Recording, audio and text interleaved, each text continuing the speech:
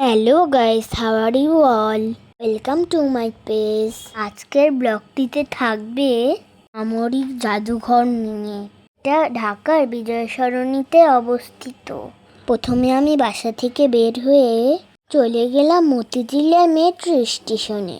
ওখান থেকে মেট্রোতে করে চলে গেলাম বিজয় সরণিতে।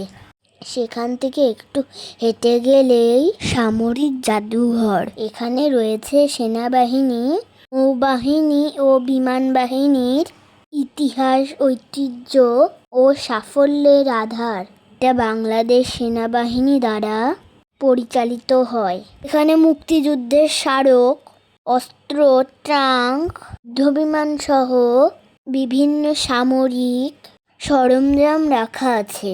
এখানে 6টি ভিন্ন গ্যালারি রয়েছে, যার মধ্যে বিজয় অঙ্গন, সেনাবাহিনী, নৌবাহিনী, বিমান বাহিনী, তোষাখানা এবং জাতিসংঘ গ্যালারি উল্লেখযোগ্য।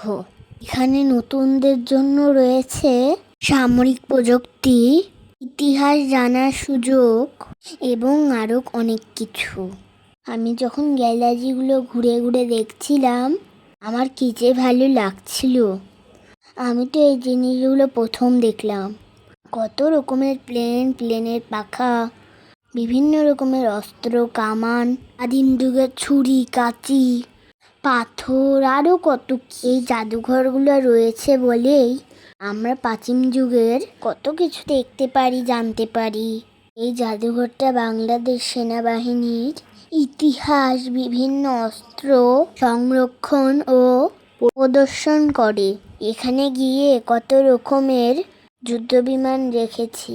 কিছু কিছু প্লেনের তো কিছু অরিজিনাল অংশও রাখা ছিল।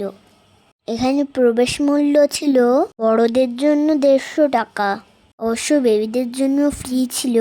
জাদুঘরে ঢোকার প্রবেশ পথে ঝর্ণার খেলা, বাইরের সবুজ উদ্যান, সবকিছু মিলে আমার একটা চমৎকার ভ্রমণ কেটেছে। জাদুঘরটা দেখতে হলে অনেক সময় নিয়ে যেতে হবে, কারণ ঠিক মতো ঘুরতে 3-4 ঘন্টা লেগে যাবে। আজকের মতো এই পর্যন্তই। Tata, by.